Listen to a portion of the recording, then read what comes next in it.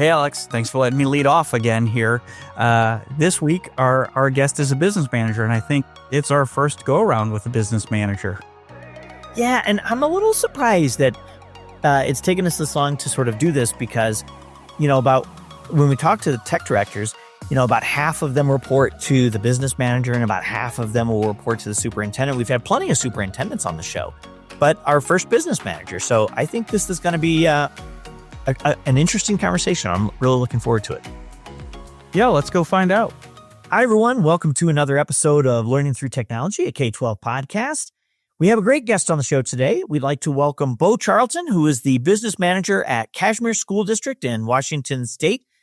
I lived in Washington, D.C., so I have to always refer to the state of Washington as Washington State. Bo, welcome to the show. Tell us a little bit about yourself. Thank you guys for having me. We are, Cashmere's a small little school district in the center of Washington. We have about 1,575 students in our district here. And our district is a real close-knit community. Agriculture is big here, so we have a lot of apple production and other fruits across the area here. But that's what we're most known for, is our agriculture and just the beautiful area we live in. So Cashmere is a really cool district, and this is my second year in the district. Before that, I worked at ESD, is what they're called in Washington State. It's an education service district. So that's kind of where I got started in the business manager role. And things are going great here. Thank you guys for having me. Absolutely. Is it a K12 district? Yep, we're K12, and we have about 3 buildings. So we have 3 schools. We got elementary, middle, high school. All on the same campus, or are you guys spread out? Slightly spread out, but within a mile radius. Okay, that's great. Bo, did you end up working in schools and in K12 on purpose or accident, happy coincidence? But you've had a couple of jobs now in it, and being a business manager, you have other opportunities. It's not like you were a teacher and you had to go into teaching. So how did you end up in schools? That's a great question. And both my parents are educators. My mom's a teacher, my dad's an administrator. So I kind of got to see it growing up and kind of seeing how schools really work and what it's like from the administration side of things. So I was kind of targeting school finance out of college. COVID was in the peak when I was graduating college. So I graduated in 2021. So that threw a whole nother wrench in the whole, job search and everything else. But, I've been very fortunate, got some great opportunities. And, this was kind of my target coming out of school, and it's so far so great. And I really loved it. It's funny that, you're our first business manager. I think Alex and I did some math, and we've probably recorded about 50 podcasts now. I can't believe I spent that much time with Alex without breaking out in hives, but it's been successful so far. So we're gonna try for 51 here. But you're our first business manager, and it's kind of reassuring to me that you set out to be in education and that you've seen the other side, how educators think about their schools and the things they go through, because we talk about in technology, the most important thing is the education. I tell people this about EduTech, our company, that the edu comes before tech because the learning comes before the technology. And it's really good to know. And we didn't know that before right now that you'd set out for a school and that you had educators as parents. So you knew what you were getting into and still decided to get into it. That's great. So we'll move on a bit here. And I want to ask you, you've been at this for a few years. You're your second year in the school. Tell us something about something you're proud of that you've accomplished there, or you and your team have accomplished, or that a success in general. Yeah, you kind of mentioned it, and at the end of the day, we're here for the students, right? We're here for every kid across the district, right? Whether they're just walking through the doors as kindergarten or getting them up through graduation at 12th grade. And at Cashmere, we really focus on the students. And I think that's kind of what makes Cashmere a little special, is just that kind of high school experience, but not just at high school, across the district, the educational experience. We want our students enjoying coming to school each day. So, it's hard to pinpoint just one success, but I would just like to highlight what we got going here is a really good thing.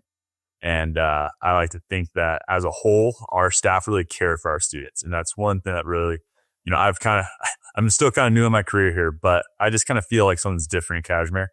And I think that's what it stems from, is that our students and our staff really care about our students. And I'd say that's probably, that translates to a lot of different things, from extracurriculars to, our graduation rates, and then our students going on to post-graduation, whatever they choose to do, whether it's trades or going into universities. We have a lot of pride in Cashmere, and I think that shows in our students, and then, how many of those students come back to Cashmere. So that's great. It's hard to pinpoint. You ask for this individual success, but I just like to highlight, like I said, what we got going. That's great. Do you have, so small district, central Washington, are you reasonably rural? Very rural. We're about 2.5 hours from Seattle and about 2.5 hours from Spokane. So we're right dead center. Literally in the middle. Yeah. Literally in the middle. So a lot of times, even when they have high graduation rates, small rural towns struggle to get students matriculating to trade schools, universities, advanced education, whether degree or not, advanced education. But it sounds like you guys have that. Is that correct? Am I hearing that right? We, being an agricultural community, we do have a lot of students that maybe don't necessarily want to pursue that. They want to go down different routes, whether that's, that maybe we've got a lot of pathways here. And I think that just making sure that students, whatever they want to do, we have the resources available to help support them to get to that end goal. One thing that we've been doing more recently is internships, and kind of, allowing those to really allow students to be exposed to different things while they're still in high school, whether it is, working in the medical field or whether it is working in the agricultural field. It's just kind of exposing our students in high school to as much as they can so that they can be more prepared as they graduate. That's great. So, Bo, since you're a first business manager, I'm going to stick with business management a little bit here for a second. Could you share with us the hierarchy? Like, what parts of the organization, the school district, report to you as business manager, and who you report to as the business manager, and just what that looks like? Sure. Yeah. We're, like I mentioned, we're a small district, right? And we wear a lot of different hats. So as far as like the hierarchy and order of operations, I would say that, it starts with the superintendent, of course, right? And our superintendent, he's been here for, over 20 years. So he has a well-oiled machine and what we got going here in Cashmere. And from that, it just kind of trickles down. We got our building administrators, and then we got our district administrators.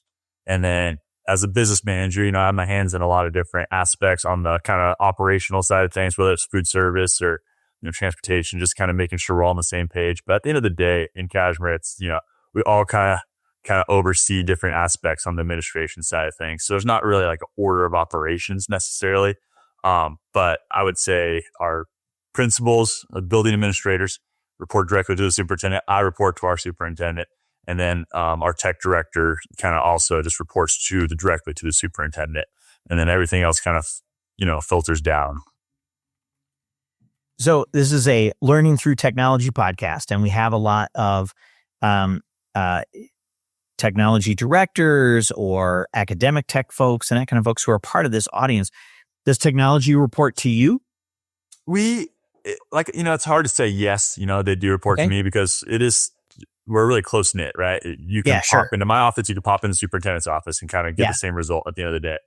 But yes, we do all kind of flow through the same communication channels. So it is a constant ebb and flow of myself and the superintendent, the tech director, and myself. And we just we don't necessarily think of it as like who we talk to, who we report to. It's more just, this is the problem we got, how are we going to get it done? Or, whatever comes across. So what kinds of technology initiatives are you working with the technology team on? Yeah, E-rate. E-rate's a big one, right? That's every district, across the country is working on an E-rate. So that's always something that takes a lot of planning. ESSER. So, during COVID, we got this extra money from the feds, and those the ESSER funds. So how we were able to not only utilize those that help set us up for the future, but how did we do one-time only purchases that, didn't create as big of an ESSER cliff? And one of the things we did is technology. That was one area that we really focused on utilizing our ESSER funds with. And from that, planning for the future, right? When you buy a lot of Chromebooks and you buy a lot of staff workstations, eventually those are going to come to a point where they need to be swapped out or changed. So it's how do you plan for that in the future to kind of avoid those cliffs, a couple years from now or 5 years from now. So a lot of planning goes into our technological plan here. And that's kind of where we're at. on the budgetary side. Maybe this budget isn't necessarily looking at 1 year only. Maybe it's a 3-year budget, and how we're going to encompass those plans with the tech department. So, Bo, ESSER is an excellent topic that is especially pertinent since we're talking to you. We do know that those funds are now exhausted. And like you said, lots of schools, including it sounds like Cashmere, bought a lot of technology. What are you doing to what are you doing to sustain that? But let me put it in this case, in that it might be both a pro and a con. We like to ask, like, what are your challenges and what are you succeeding at? So you had a success in buying all that technology. I imagine it's a challenge. What's your plan? Even if you don't know what you're doing now, what's your process look like for figuring out what a post-ESSER budget looks like while maintaining what you've got? Absolutely. I think the biggest thing is communication, right? I don't know what I don't know. Our tech directors don't know. We're not having an open form of communication there. So I think the first thing we did this year was we not only looked at our budget in a 1-year cycle, but we tried to map out what the next 5 years looks like. What's the next 8 years look like as far as our technological needs? We know that we have student devices. We have enough on hand right now. We know those are going to start hitting about 2028. What's that plan look like? Are we going to tackle it by building? Are we going to tackle it by department? Are we going to tackle it? How are we going to get new devices in the hands of the students that are relevant at that time, right? We can't make decisions for 2030 right now. We don't even know what the technology is going to be looking like or what the needs are going to be that. So it's just kind of this constant communication chain. So I think that's probably the first step, was figuring out what ESSER, what did we purchase? What was our biggest needs? How do we set ourselves up best for multiple years? And then from there, how are we going to determine what the biggest needs are on a timely basis? And then how do we plan for that? Where are you finding the funding for replacements of things that were funded by one-time monies? That's a great question. So we have, I'm not exactly sure how it works across the country, but here in Washington State, we have, just levies like anybody else, our EP&L levies, operational levies. Part of our levy plan is we do support student technology and making sure our students have the technology that they need and the resources. So that's one area. We also use program dollars, when applicable. Sure. So whether that's, federal or state program dollars, that's the second kind of funding source. And the third and, most prominent probably is just making sure that when we're developing a budget, we're allocating some of our resources to, student technology needs. So we work with our tech director every single year. We look at what the needs are, what needs to be replaced, cameras, keyless entries. There's a lot that goes into technology that's not just necessarily a student device in hand. Oh, yeah. And making sure we're all on the same page there. Yeah, absolutely. Bob and I have chuckled about how the role of the technology director has changed over the years. And now it's to the point where anything that plugs in, it seems to be the tech department's responsibility. If it's an electric pencil sharpener, that's our responsibility. Somebody's got to keep these things humming. So, Bo, has AI played a role in any of the work that you guys have done in the district recently? Yeah, AI is. I'm using it often, right? I think everybody is eventually going to kind of whether they know it or not, they're using AI in some way of shape or form. We here in Cashmere, we're in the process of developing an AI policy. It is from the board of directors all the way down to our, teachers. We want to make sure we have really clear outlines about what uses of AI are allowable versus not allowable, which, grade levels are going to be expected to kind of be exposed to AI in a sense. And I think more than anything, we have a collected commitment to making sure that we're not letting AI replace what we've got going here in Cashmere. We got a really good thing going with our students and our teachers. However, there's a lot of enhancements that could come from AI. And whether that's just administrative efficiencies or if it's how do we expand critical thinking with the help of AI. That's kind of what we're looking at and how we go about this policy. We have an assistant principal that's kind of taking the lead on developing kind of the staff-wide plan with AI it's a team effort, right? Our superintendent's very involved. But more than anything, it's just how are we going to get our staff, our teachers, equipped with AI, knowing the expectations, how do they communicate that to the students and getting them the tools they need. We're devoting some of our professional development days this year, when in August, coming back to the school year, we're actually having AI be a critical kind of main theme this year. And it's how our, different staff members, key leaders have attended some professional development over the course of the past year and a half or so. And now they're going to be asked to be peer mentors and kind of share some of the strategies and tools that they've learned with some of the staff members that maybe haven't been exposed to it as much. So we're kind of really diving into AI this upcoming year. But I want to really be clear. We're diving into AI with guardrails. We're diving into AI with a really clear vision of we're not changing what's working. It's all about enhancement. Bo, it's very encouraging to hear that you're spending. We know how valuable those professional development days are, and trying to get them in, aside from all the stuff you have to do every year, CPR training and recertification for this, and then different state requirements. But that you're dedicating that time. Do you think that your policy that you're working on, is it more aimed at staff, teaching staff, or students, or both? What are we looking at?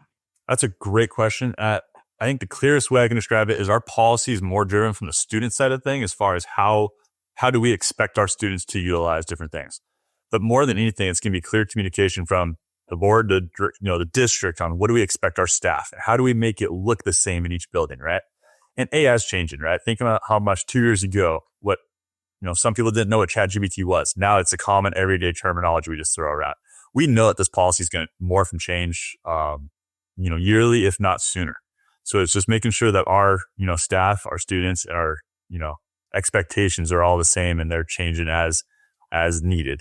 So we're kind of in the early stages here of this process. However, we do want to make sure we have really clear guidelines for our students going forward this upcoming school year, and then how our staff's communicating that to our students.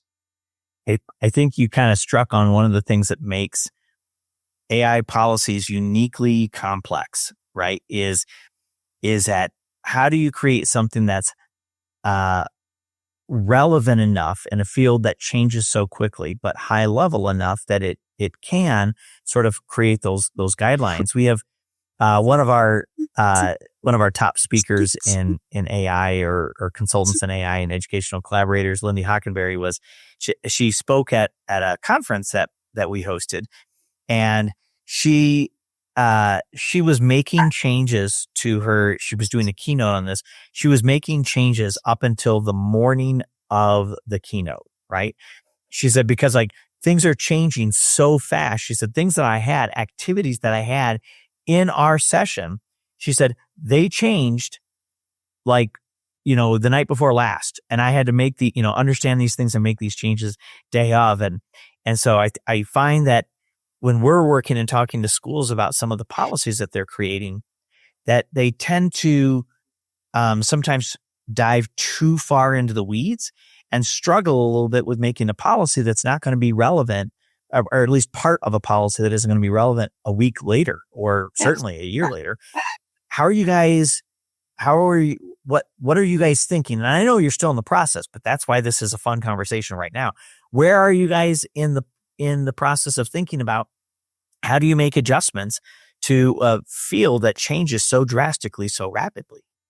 You hit on the head, right? It changes. Everything's changing, right? When we started this AI adoption policy, wait, when did you start? I was first part of conversations last, let's say February, March of last year, and we knew we wanted to have some guidelines, right? We knew we wanted to have some system since that started, even. Yeah, exactly, right? We knew we wanted to have some system-wide commitments to certain, guardrails. We want to make sure that our staff know exactly what is allowable and not allowable from our board of directors. From that, though, it's morphed into kind of okay, how do we make sure it looks the same in different classrooms? How do we utilize which subjects allow for AI, artificial intelligence? And there's just this broad conversation that's taking place right now of what is the role of a policy versus what is a handbook versus what is just teacher expectations. And then kind of how do we just make those, really core beliefs and core commitments? How do we make sure those are not going away with the help, with AI being introduced? And this whole conversation now, we just had a board meeting, not too long ago where we were talking about AI, and there were some great questions brought up. And from those questions, it's changed our policy, right? It's going to change our approach to finishing this policy out. And I think that's just kind of this is new, right? We're all learning at the same time, and we're all kind of figuring this out at the same time. But I think that we have a really good approach to how we're going about our policy. And we don't need to get something as quickly as possible. We want to get something that's tangible and that we're going to use going forward. Yeah, that's great. And I mean, going forward, I think is a journey, especially with AI, right? And it's going to need to continue.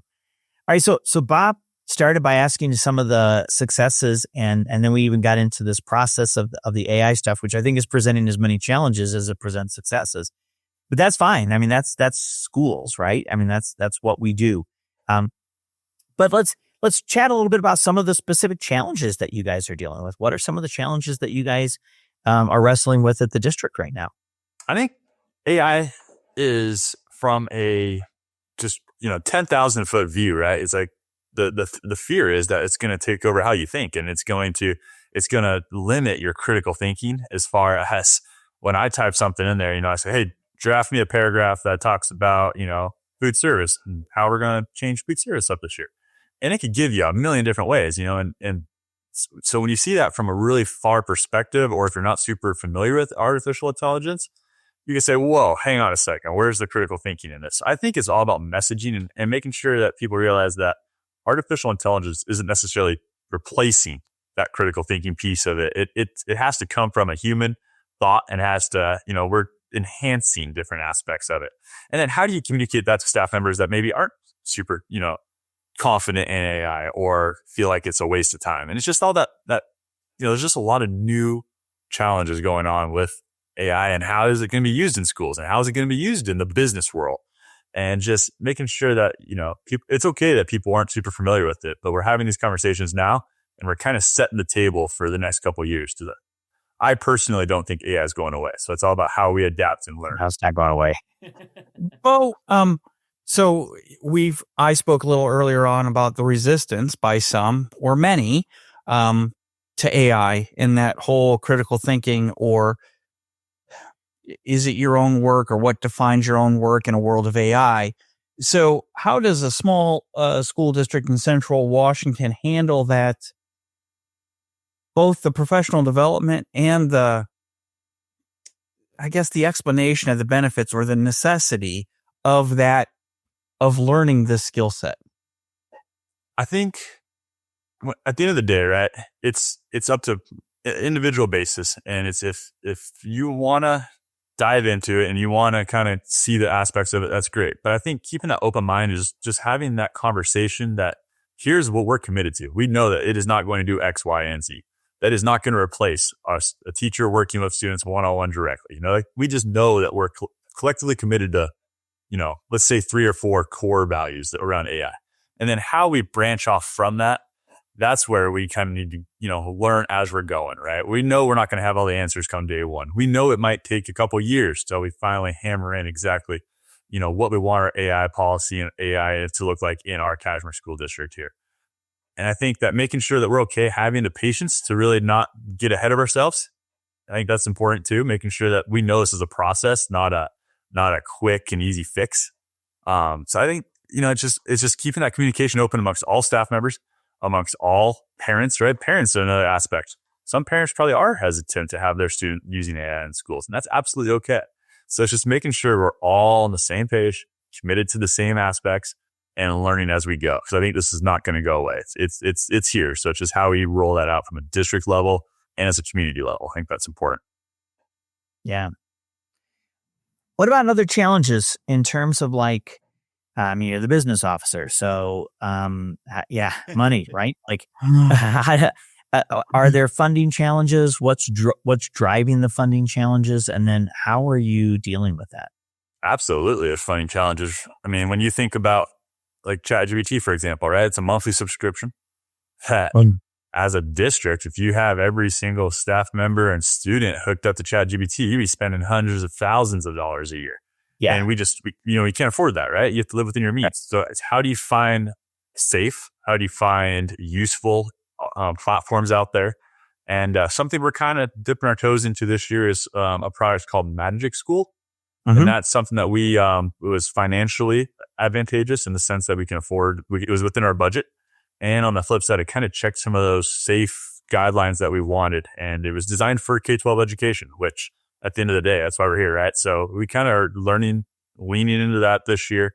And that's kind of the product we're kind of having our staff focus on as they start this year. Nice. Are you guys a Google or a Microsoft district? A little bit of both. Our buildings are more Google driven and our staff are more on the Office 365 side of things. Have you guys been looking? So we're partners, PD partners with both of those organizations. And on the student side, which is if your buildings are more on Google, there's really, particularly at ISTE this year, Google really announced a lot of the Gemini features that used to be, and the full adult paid for version have been sort of clean and structured and put into the Google Workspace, right? So they're accessible now to the students as well. Has that been part of your work? We haven't really.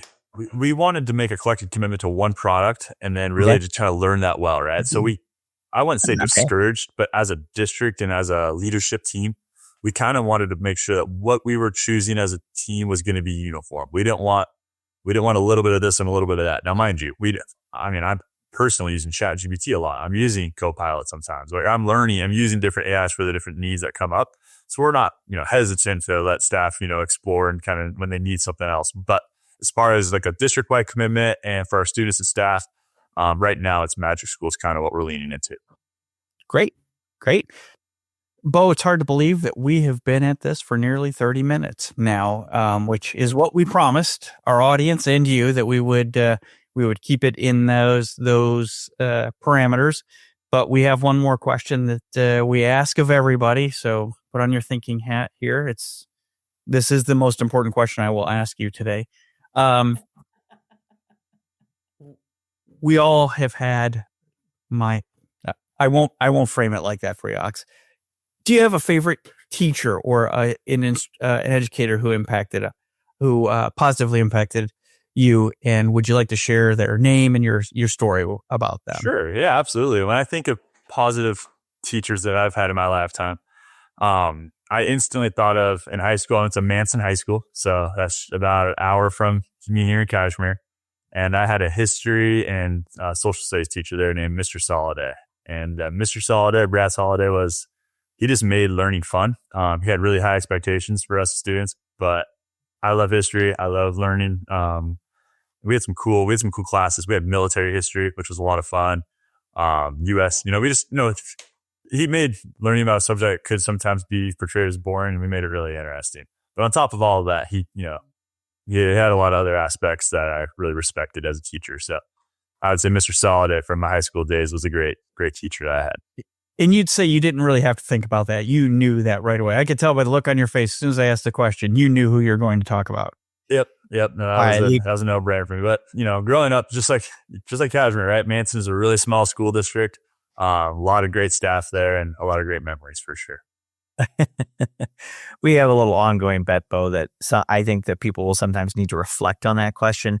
And Bob's like, no, everybody knows that right off the top of their head. For the record, he's won pretty much every time. I think I won like 3 wins in our 50 episodes. So that was excellent. Do you mind if we dig in just a little bit? Because you said there were also just some other things that just made him so special. Can you share some of those? Yeah. He was also my middle school basketball coach, and he was also, very involved in just kind of that school spirit and culture of, what does it mean to be a Manson Trojan, and kind of what's it mean to be a responsible member of society, and kind of some expectations outside of the school world of what it means to be, just a certain standard of person that we strive to be, and he just kind of made that expectation really clear from a young age. And in a small town like that, in a small school district, when the people you interact with on a day-to-day basis kind of set that standard, I think it helps a lot from the community aspect. And I just know, myself included, and a lot of my friends that I grew up with would probably say the same things, that they remember those conversations. And it means a lot, when you grow up and you kind of think back on, okay, yep, we all kind of had that same idea going forward, and we knew what he was talking about back then. And now that you're in the adult world, you see how it plays out. And so I don't know if that made any sense, but there was kind of some standards. I think it's great. Alex, I think that's a common theme actually, is high expectations. We both know, you don't know this, Bo, but Alex is completely aware of my less than stellar high school academic career. And, but of my there are 2 in my world, but they were both teachers who had high expectations for me, even though I did not have them for myself. And I think that is a common theme, is high expectations is something that endears students to teachers, even if not all teachers believe that. But I think it helps students see more in themselves, see more than they originally saw in themselves, right? It certainly did for me. Yeah, and I think that's a great management trait as well, right? And so I just think it's a good human development trait. So, Bo, this was great. Thanks so much for joining us today. This was a great conversation. If I'm up in Washington, we've got a couple customers in your area. I would love to come and visit your campus and get to know your district. But this was great. Thanks for joining us. Yeah, thank you guys. I really appreciate it. Hey, Alex, our first business manager all wrapped up. What did you make out of that? Lots of great things, but I think the nugget that I pulled the most from is their work on AI policy. So first off, I really appreciate that the business manager took such an active role in something that is so impactful to the program, right? Because sometimes business managers tend to stay at that 30,000 foot view and don't get into the weeds on things that are going to impact the classroom. So I thought Bo is unique, and I think, as parents, as educators and administrators probably influence that. But I thought it was great to see them getting the real work done in a real process-oriented way on AI. Yeah, I can't imagine starting that. They started that policy 18 months ago, and I know. It's easily the earliest I've heard of any school starting a policy like that. I mean, we have schools that I work with that are still kind of, I won't say paralyzed, but they're still looking for where to get that traction. And, I've made the recommendation that they talk to you and educational collaborators because they're the people who know AI. The smartest AI person I know is a collaborator. So that's where I think that the other schools that are looking to follow Bo and his school's lead should turn. Yeah, I think, the understanding the difference between policy and practices is huge in this. And I think a lot of schools, they want to make sure that their area policy is really reflective of the culture that they have, which I think we really heard from Bo. But you really need to understand sort of what are the parameters of what's a policy versus what's a practice needs to be determined first. Because when you understand that, you kind of set the stage for which where your culture needs to play in those spaces. And so, and I think that's one of the advantages that our collaborators have because they've done this with so many districts, right? They kind of understand some of those differences. And that's exactly what I was getting at, Alex. That explanation is why I turned to you and educational collaborators for help with these things. Well, another good episode. Bob, this was great. Until next time, my friend.